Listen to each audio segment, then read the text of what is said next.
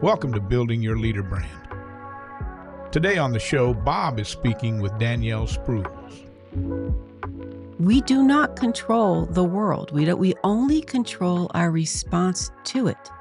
And the ability to be adaptable, the ability to be curious, the ability to be teachable, that is what separates a good leader from a great leader, right? Hi there and welcome to Building Your Leader Brand. I'm Bob Gentle, and every week I spend time with incredible people who share their secrets to building, marketing and monetizing their expertise and the mindset you need for your business to grow and thrive.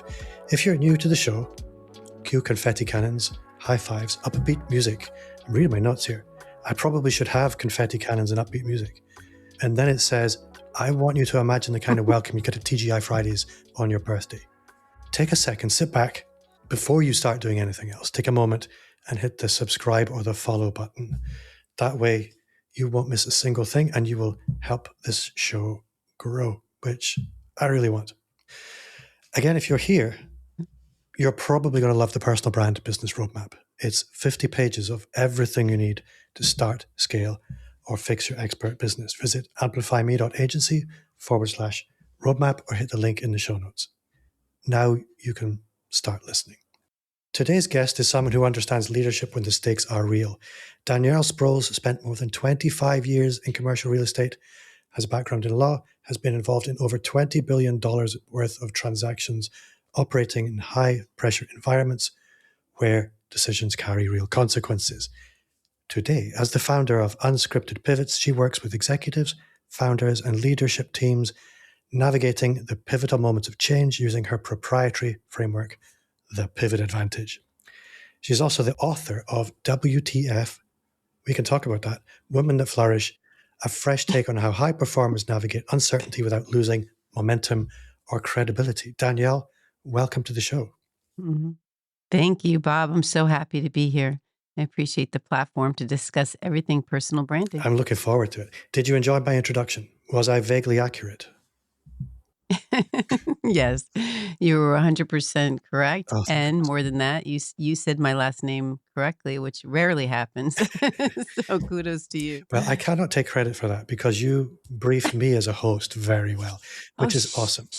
I know, it's the magic of TV. But we've known each other for a little while, and I'm super nosy about other people's businesses, and I've really enjoyed looking over your shoulder, finding out a little bit about what you do. But for the listeners who find meeting you for the first time, can you maybe just give us some orientation about who you are, where you are, what it is you actually do? So I have a company called Unscripted Pivots, LLC, and that's a leadership advisory firm. And within that framework, I do executive coaching, keynote speaking. It really was launched by WTF, Women That Flourish book, and a podcast I had, Bob, called Unscripted Pivots, which is still alive and well on Apple, Spotify, Amazon, all the platforms. I just haven't fed it new material for about a year and a half because this woman has been busy coaching, public speaking, and writing. The second book comes out soon, and that's where the attention has lied. Yeah. So what's interesting is I meet lots of people who aren't busy, and it makes them unhappy. And a lot of these people have worked in leadership, management development, and coaching for decades. A large part of your career has been in commercial real estate.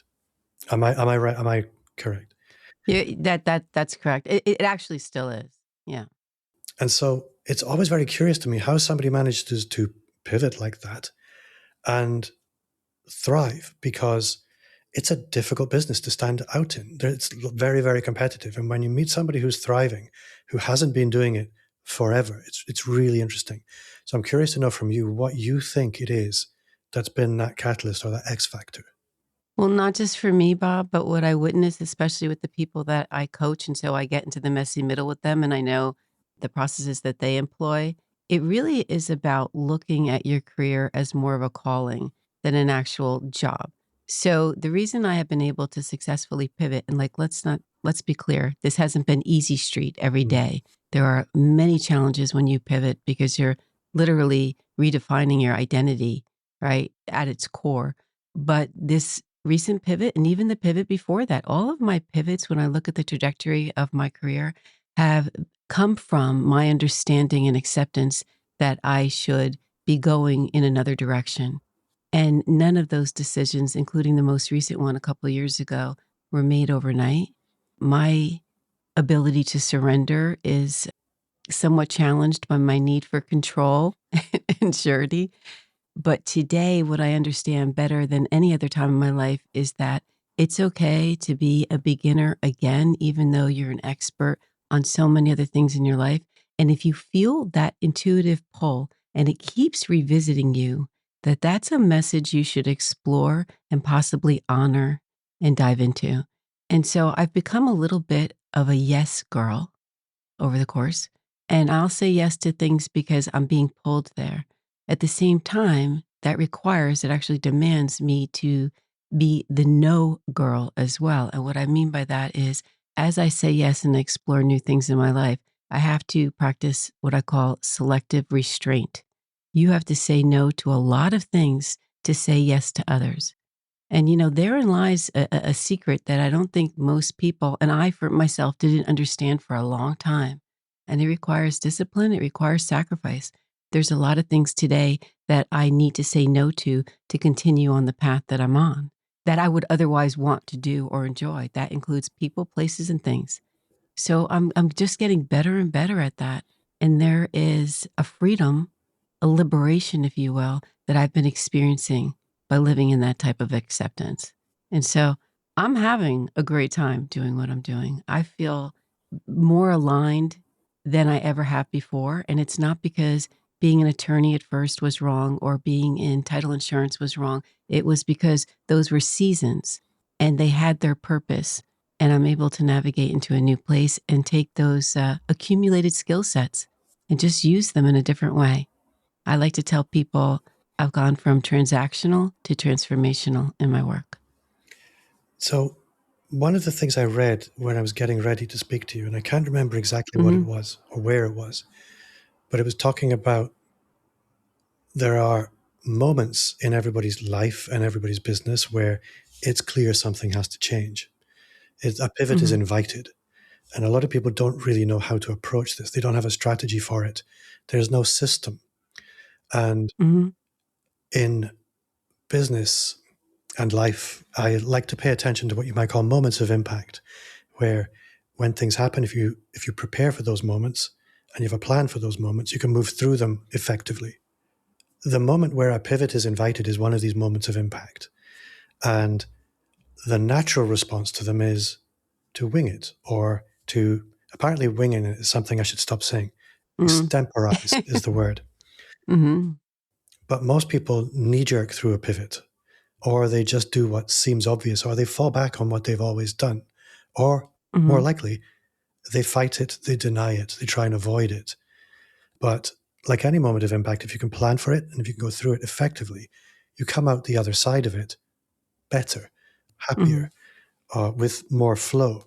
And your pivot framework, I think, is something I'd like to play with a little bit, because it does offer what looks like a fairly predictable path through a pivot. So you can go through the process with some grace rather than panicking, which I think is what a lot of people end up with. Can you tell me a little bit about that?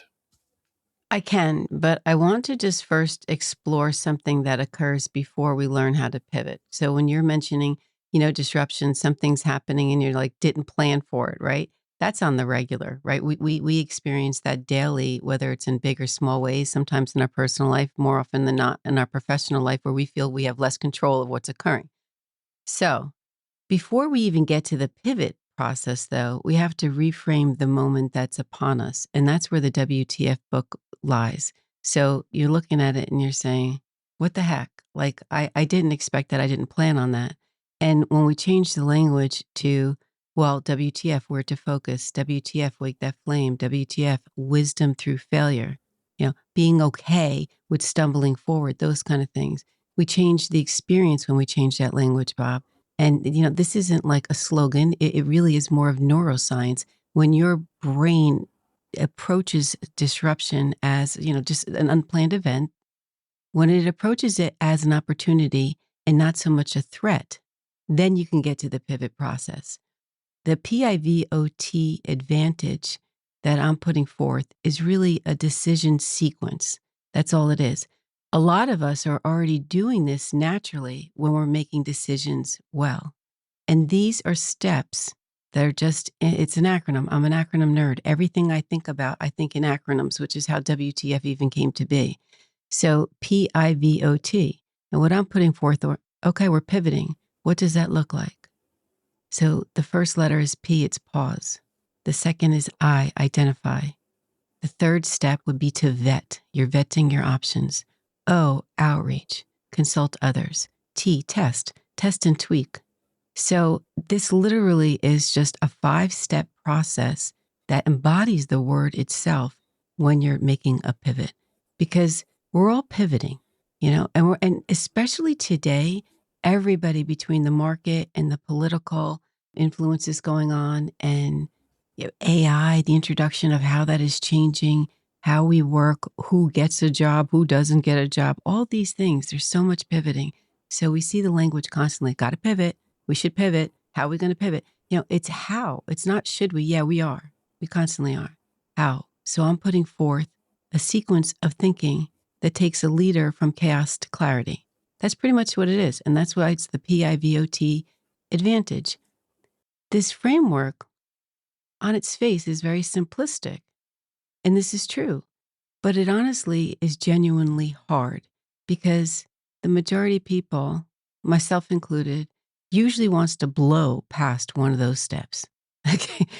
We might be good at 1 or 2 or 3. Go, yeah. I always call friends. I'm good at consulting people. I'm really good at, vetting ideas with the team, whatever. But do I pause? Right? I would say that the first 2 steps, P and I, are the most critical. And when you skip those, you're more likely than not going to experience the consequences of your decision. And the higher the stakes, the worse it gets if you don't employ something like this. So I'm literally putting steps and words to a process that, if you're deciding well, you're doing this already. I'm just bringing it to the forefront in a nuanced way. I think what's interesting as well is a lot of people probably have a go-to in terms of one of those steps is often the natural response to a crisis. Asking for advice, for example. A lot of people will endlessly ask for advice, but not do anything. Other people will sit. I'm one of these people who this is not true. I don't do this. But sit and pause for a very long time. I see this quite often. No action is safer than pivoting. Yeah. But knowing that, okay, pausing might be, for example, your natural response, but you now have a plan for what's going to follow that, so you don't sit there in fear. Yeah, 100%. 100%. I mean, the pause, when I coach, I tell my clients, okay, how are we pivoting? What's going on? And I'm like, look, we're going to pause first, but pause leads to paralysis, if you don't have a deadline on it. I mean, there has to be some sort of structure around your pause. The truth is, most people, especially highly skilled people, tend to act with a sense of urgency and move too quickly. And now the threat becomes you start solving the wrong problem. So if you don't take hold of like what's going on and give yourself, that pause, maybe it's just 24 hours, you really may not be assessing what's occurring, right? It's very easy to think that you have clarity or to be emotionally, influenced by what has to happen. Oh, the client's mad and everything's going wrong. Let me get on the plane and I got to go quiet this fire, when that really wasn't the best move. So the pause is really critical. And when I look back on my own life, there were several times when there was a major decision before me and I didn't pause. I didn't pause. And I would experience a lot of discomfort later because of the decisions I made by not taking a beat. So that is one that's been instilled in me, what we'll call the proverbial hard way. When you learn lessons that are painful, they tend to stick, or you hope they stick. So I'm pretty good at pausing today, but I was not the pause girl for most of my life. East Coast, New Jersey native. Add to the fact that, I'm a Leo, I'm 1 of 5. I mean, like, working in Manhattan for a couple decades, like speed was your friend, okay? Speed was like how you're wired. I mean, that was almost equivalent to success. And it did get me some success moving quickly. That said, when it comes to decision making, pause is not stillness, it's strategy. And people have to get comfortable with that. Yeah. Listening to you, I think we often equate fast decision making with authority and confidence. This And, is true.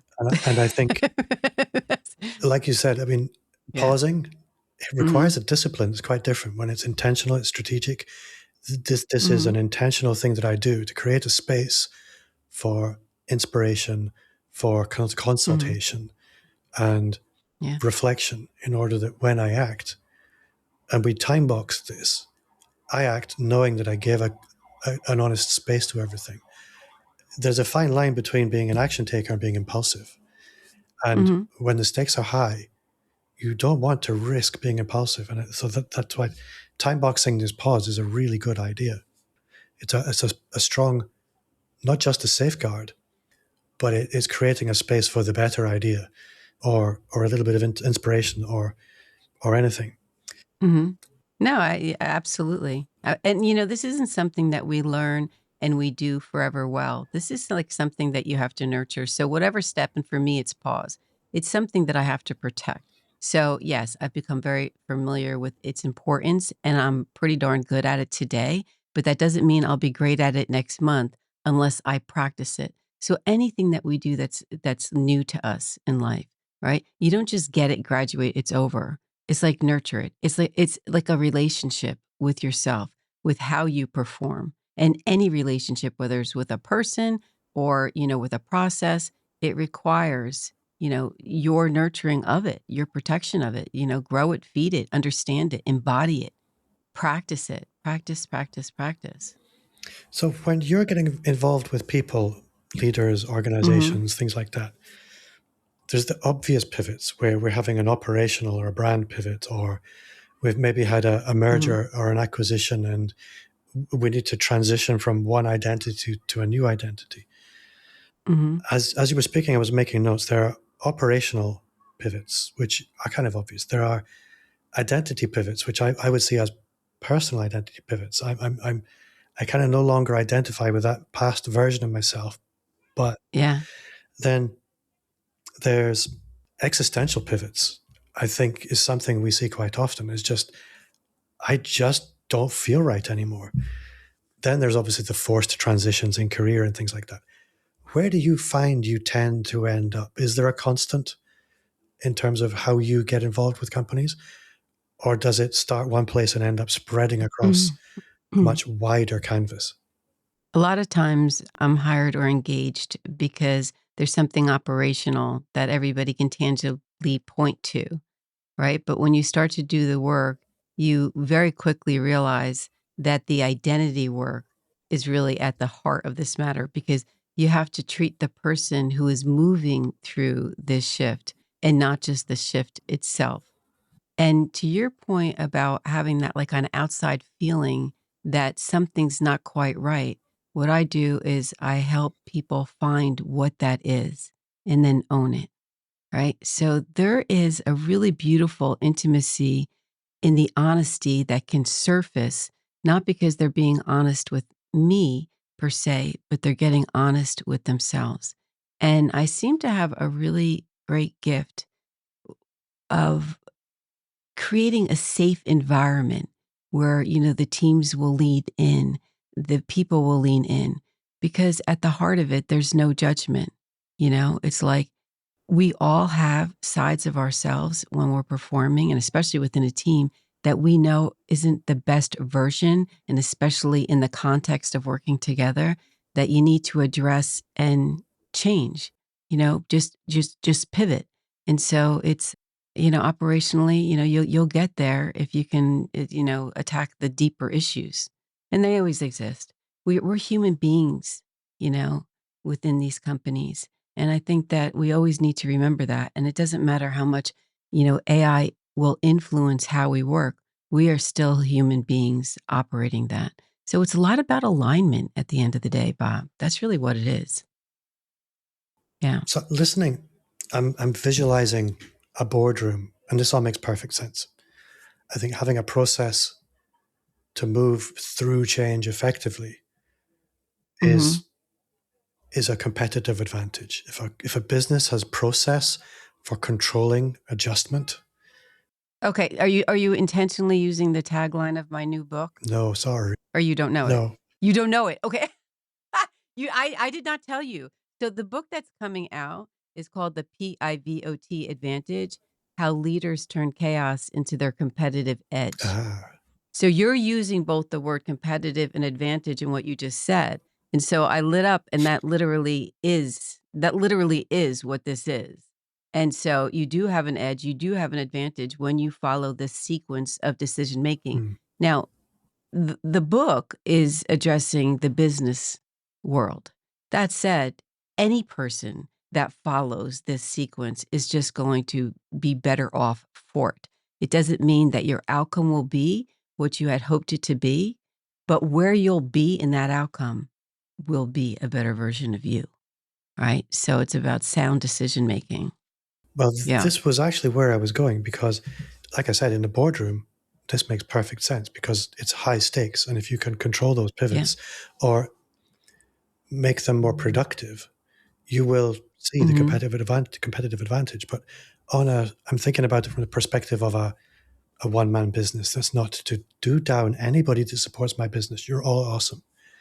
But I meet people all the time where the sales strategy just doesn't seem to be working, or their content strategy doesn't seem to be working, or this product doesn't seem to be landing with my audience properly, or this identity that I've been leaning into doesn't seem to be working, or this vision of who I am doesn't work anymore. This limiting belief I have, it's not helping me. But that same pivot process we can bring to that and use those same processes to move from that unproductive condition through a decision-making matrix that will guide us towards a much more productive situation. And I reflect on myself, the various stages in the process that you outlined. I think the one that I'm terrible at is looking for advice. I listen to podcasts and things like this all the time, but I know lots of people and never ask, how do you think I could break through here? And it would be so easy. But for some reason, I feel like I'm self-contained.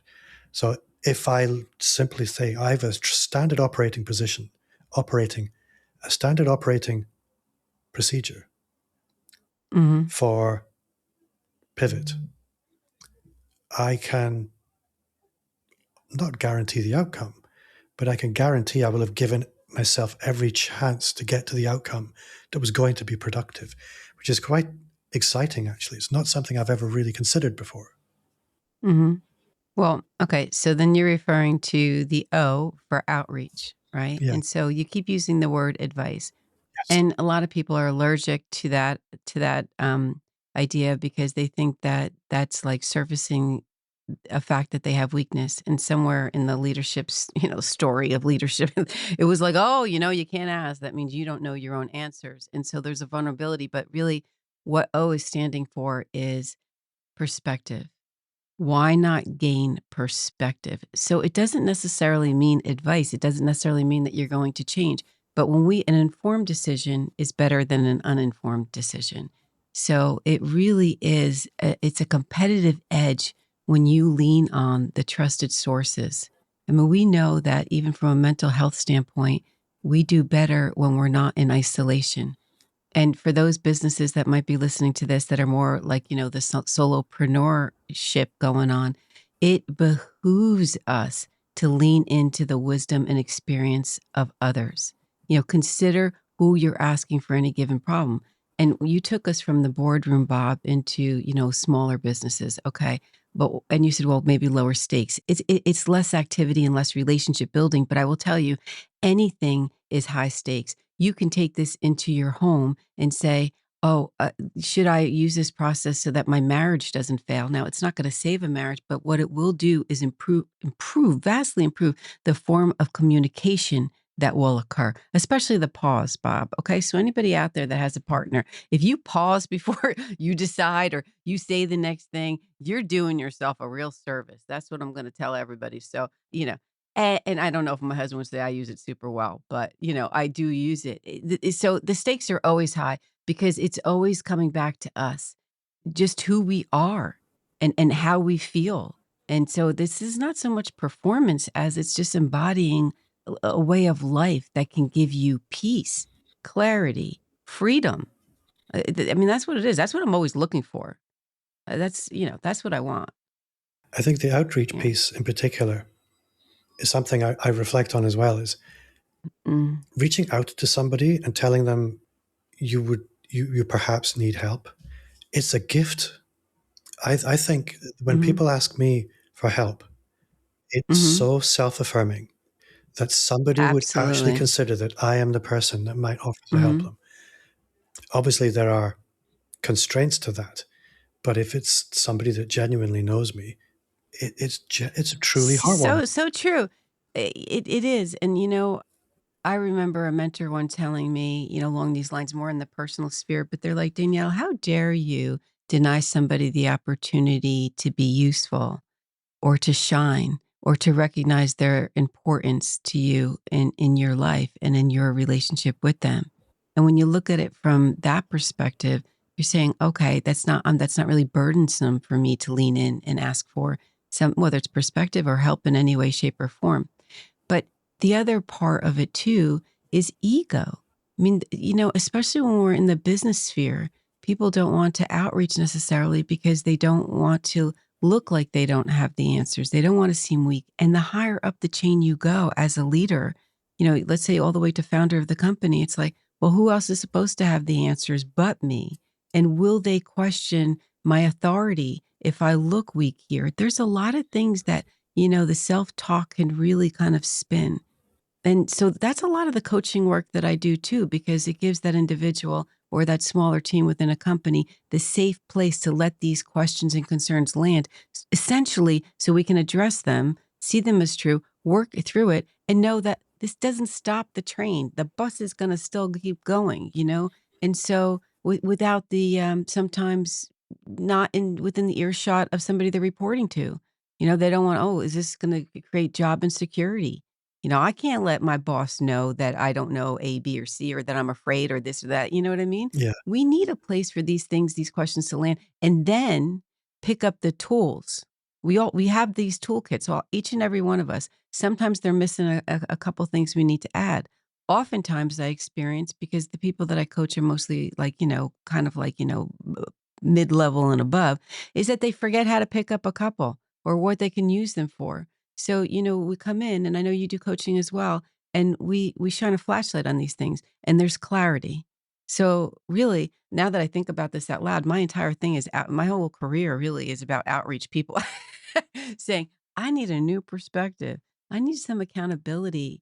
I need vision." I don't like to use the word plan too much, and people throw that around all the time. I like to have a direction. Because I think that when we have a plan, a lot of people are like, whoa, whoa, whoa, this happened now. The plan's not working. No. What's your vision? How we get there may change. We do not control the world. We only control our response to it. And the ability to be adaptable, the ability to be curious, the ability to be teachable, that is what separates a good leader from a great leader, right? So, and person, not person in and of themselves, but just any way you move through the world. Curiosity, being teachable, and looking at what opportunity did this present. The identify step in pivot really stands for, asking the better questions. And you have to really take a look at, am I asking the right question here after my pause? Because more often than not, I mean, I encourage anybody listening to this today, it could be just something at home. See if you're asking the right question when something kind of threw you off base. Because more often than not, it's not. Usually it's around, how can we stop the bleed? How can I stop this? Oh, so and so is probably, oh, I know, he or she or they or whatever want this. And it's deeper than that, you know? So when you start asking the right question, you're moving towards the right solution. So let's run through the pivot advantage framework from start to finish, Mhm. just in case people are losing track of it. Um, Mhm. I'll, I'll lean on you for this. I'm not going to risk it myself. Okay. All right. So when we are about to make a decision, And especially when it's in a time of disruption, when there's some really sense of urgency that exists, and we're like, oh, whoa, whoa, whoa, that wasn't supposed to happen. We've got a little chaos, right? The very first thing we do is we pause. We pause to get grounded and to regain clarity. I mean, because this is where speed actually, I think there's an old saying, speed kills. Yes, speed kills, right? So when you ground yourself, even for 24 hours, you can then set the trajectory of the next step, which is identify. So I is identify. Identify what is the right question that's happening here. Identify, the opportunity that exists. When facts change, which they often do, especially in the business world, you have to know how to adapt to those new set of facts. And sometimes the way the playbook that worked a week or year ago no longer applies. There's an opportunity to differentiate yourself in business if you're taking like that step seriously. So it's like almost like developing a new strategy. And V is vet, right? You have to vet what your options are. And when I go into, teams within companies, what we're looking at there is, every idea should go through 3 filters. The feasibility, do you have the people and resources to accomplish the trajectory you want to be on, what your options are? Do you have the alignment? Is this aligned with the mission that you're on? Right. And then look at the impact. What's the impact to the bottom line? Not just to the income and profit, but also to the people. So feasibility, alignment, and impact. That would be for vet. And O is so important. O is just gaining perspective. And, one of the things that I often talk about is, build those relationships before you need them. We all, everybody has a number or two in their phone that they're probably not utilizing today for an issue that they're dealing with. And they know somebody who has.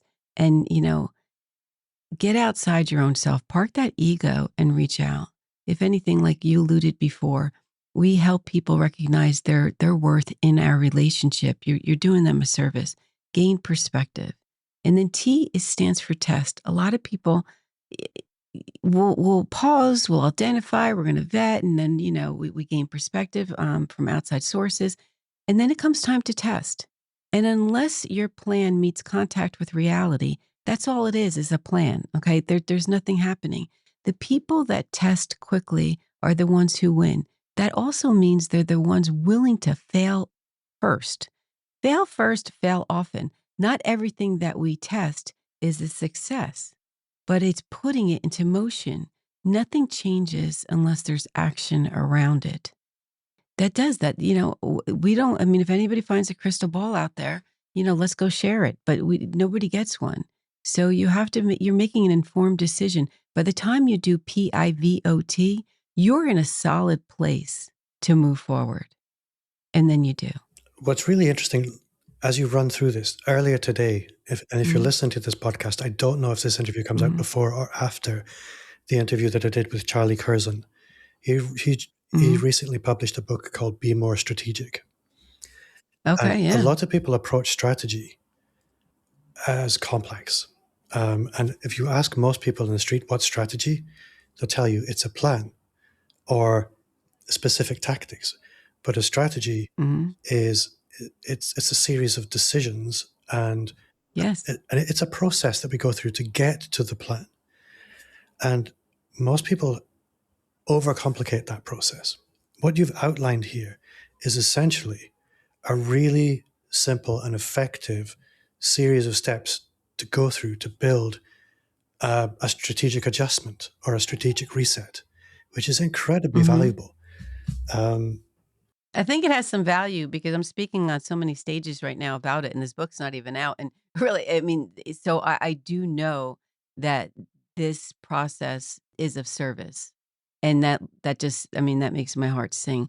But the reason that it was even created wasn't so that I thought, oh, let me teach some people what they know. It was me living through some very hard times over the course, and then naturally recognizing the sequence of these steps. And then in comes the acronym nerdy brain, and after WTF being, born, which is that book really isn't, that book is about pivots. at the core of that book, it's not about the WTF moment. It's about the pivot possibility within the chaos. That's what the WTF book is about. But I recognized that from a corporate America stance, that that message was almost getting buried. And as I was started coaching and speaking, the pivot book really came from the need to share it in a simplified way, right? So this is more of the how, you know, WTF talks about the need to pivot and changing the mindset so you can get there, so you can get into motion. Uh, Wake that flame. What's the fix? Wisdom through failure. Worth the fear. My favorite chapter. WTF, worth the fear, because there will always be fear when we're shifting and pivoting, right? Because there's how much fear is depends what the stakes are.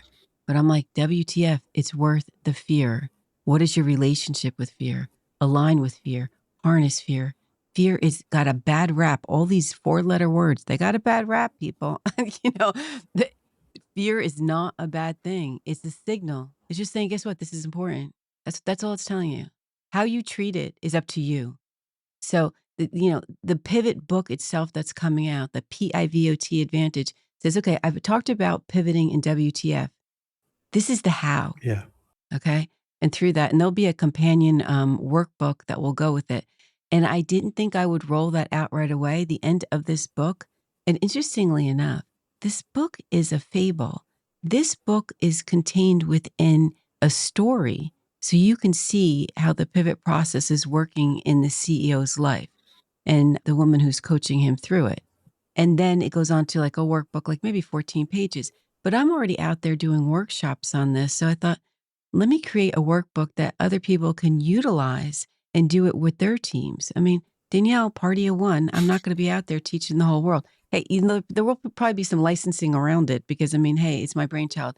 But the truth of the matter is, I want to see the ripple effect. Nothing gives me greater joy than seeing people learn through this process, and it makes their life better and easier, right? That's what it's done for me. And that's what it does when I choose to use it. I am human. On any given day, I'm missing 2 of those steps on any given day, right? Danielle is not an AI figurine. So, there's a lot of outside influences. But when we practice this becomes your new leadership style. And when I say leadership, you don't have to own a big company to be a leader. You are your own leader. You're leading through life, period. You're only in charge of yourself. It's the only thing you can control. So, yeah. It's really interesting as you're speaking. We often think of a pivot as a binary choice. I can stay as I am or I can do this. And fear is often an opportunity for a pivot. And everything worth having is on the other side of that. And like you said, fear is a beacon. And It is.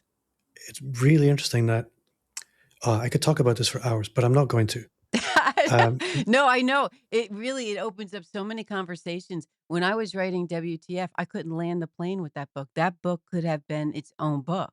And it was the first thing I wrote. And I was just writing organically about my life and what I was saying. And all of a sudden I'm like, wow, you're at like 50 pages for this one chapter. Like, stop, But it is a rich, deep topic, and it's worth exploring.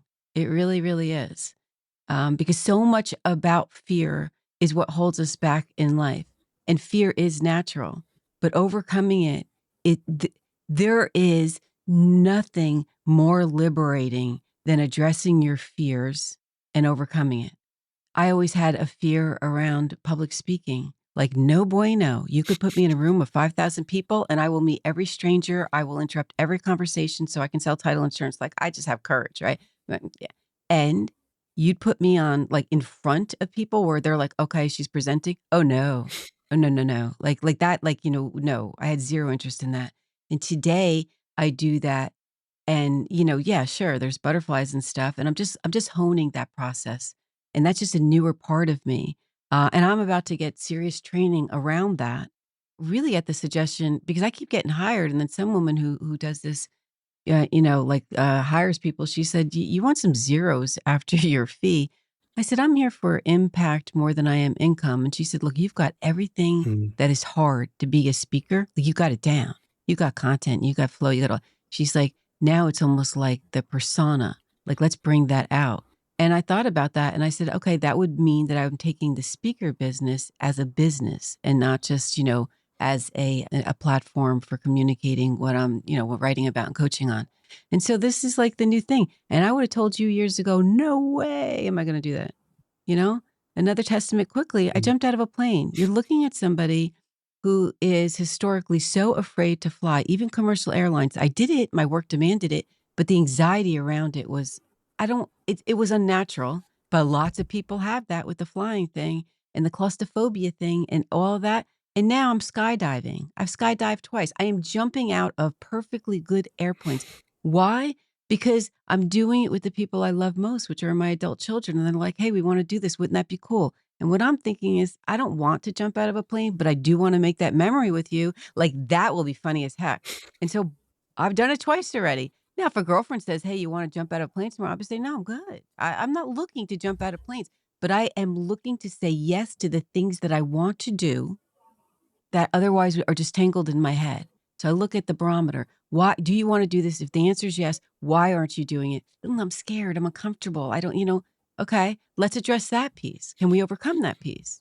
And that is like the single most liberating thing when you can get real with yourself and be willing to put it in perspective. Gosh, it's like there's nothing you can't do if you want to. But you have to be willing to not be great at new things that you try, hobbies, public speaking, whatever the heck it is. You have to be willing to be a beginner. And I will tell you, a lot of people who are experts are not willing to do that. They're not willing to look small. Yeah. And yeah. And that's there's the biggest opportunity. You have opened so many doors I would love to go through with you.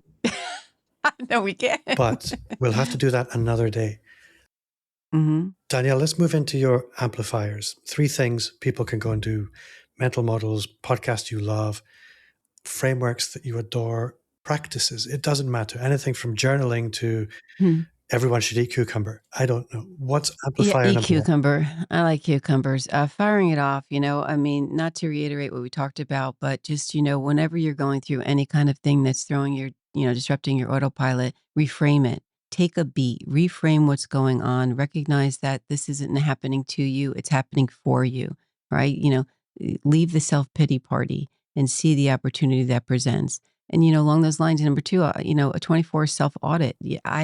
I like to say to people, take a minute to see what something's going to cost you if you don't make this change. And we're not just talking about money, we're talking about energy, confidence, relationships. All these things cost us. So a 24-hour personal audit is something that I like to use when I'm thinking, I'm being indecisive, And then 3, PIVOT. I think it's the most valuable thing that I can reiterate. I mean, I listen to a lot of podcasts. I read a lot of books. I don't know that there's one that's at the top of mind that I would throw out. That would take another 15 minutes of like, oh, isn't this great? Atomic Habits. Love that. Okay. But go read WTF. And it's not because I'm trying to sell books. I think that really is a very interesting way and to take what we universally understand to be one thing and shift. It all begins with the language. See it for something different and your world changes. Well, I will put a link to your website and the book in the show notes. When the new book's out, you must come back. And I would love to. We can go deep on some of the doors that we didn't go through this time and talk about that book. Thank you. So that does bring us to the end of another episode. Thank you so much for spending some of your time with me today. If you did enjoy the show, I would love if you would leave a 5-star review. That's 5. Count them if you're on video. Wherever you listen to podcasts, it takes about 10 seconds and it makes a huge difference to me. And if you know just one person who might get something from this, send it their way, please. If today's conversation sparked something for you, you'll want to grab the Personal Brand Business Roadmap. It's completely free, 50 pages of everything you need to start, scale, or fix your expert business. Find a link in the show notes or head straight to amplifyme.agency/roadmap. Thank you at home or wherever you are for listening. And Danielle Sproles, thank you so much for your time. Thank you, Bob. It was a pleasure.